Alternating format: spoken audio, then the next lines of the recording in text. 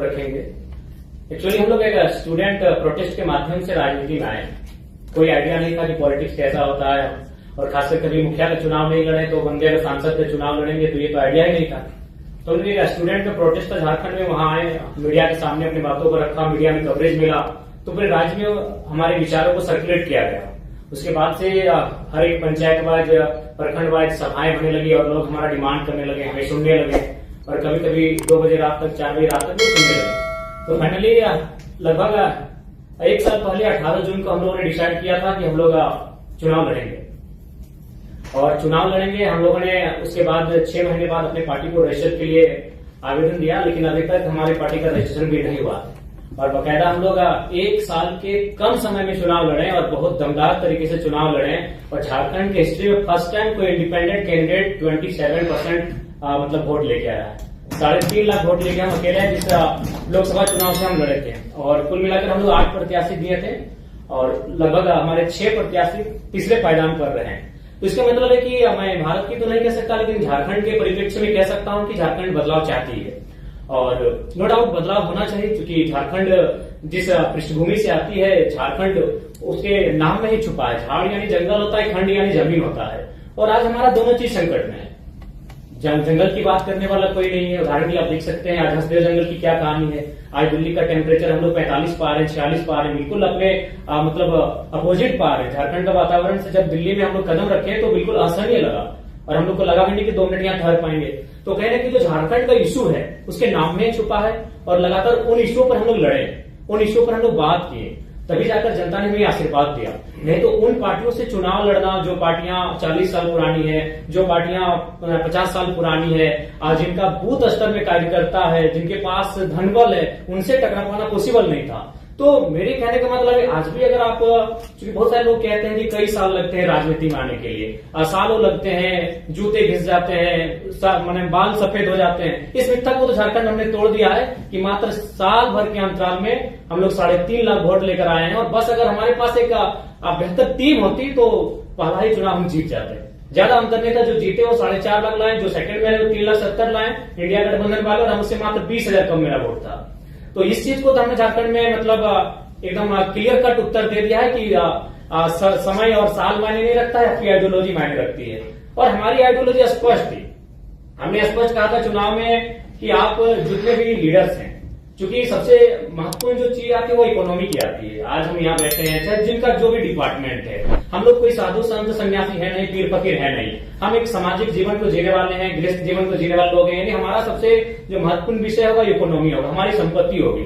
तो मैंने वही जनता से कहा कि जिन नेताओं को आप चुनकर भेजते हैं, आप उनके संपत्ति के बारे में पता करें। आज किसी का दिल्ली में, किसी का रांची में, किसी का विदेशों के कंपनियों से टाइप है।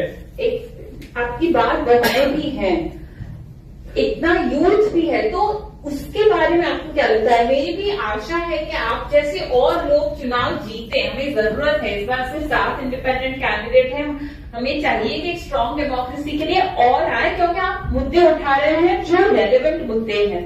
पर ये मुद्दे क्या सिर्फ मर्दों के हैं?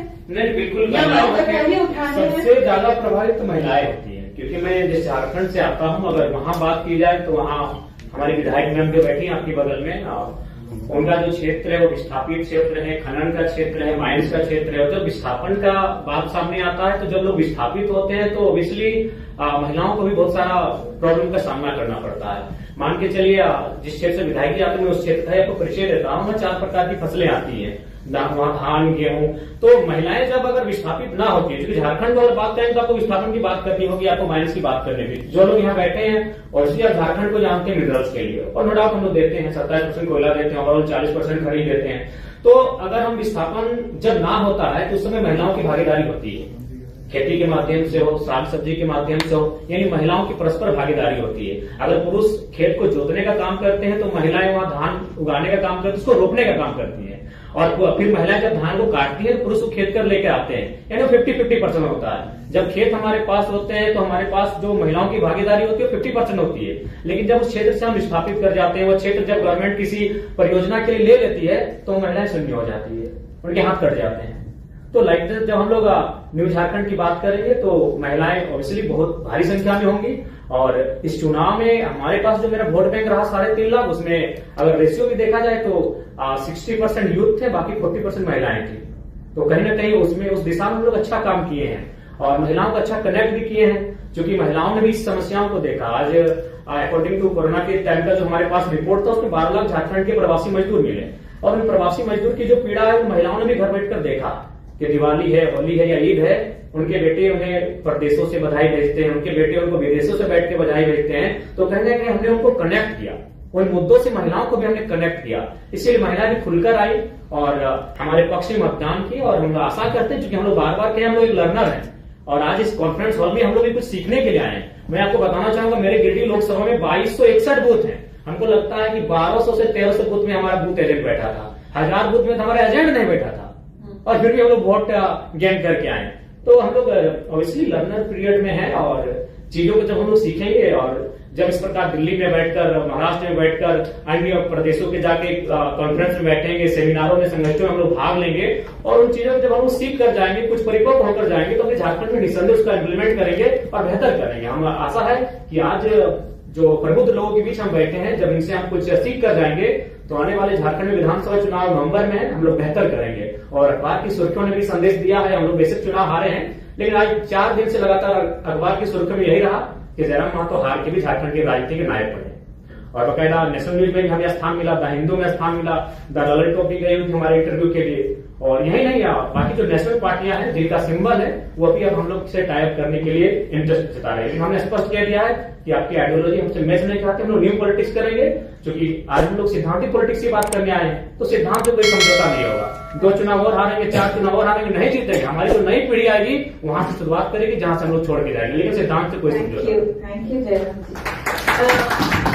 मेरी एक रिक्वेस्ट है, झारखंड के चुनाव आपकी पार्टी में, आपके मंच में महिलाओं का, और अगर उसमें हम कोई भी मदद कर सकते हैं, मुझे पता है हर कोई मदद करना चाहेगा, क्योंकि कभी भी कुछ नया शुरू होता है तो आशा का भी जन्म होता है। So we would love to help in any way possible. With that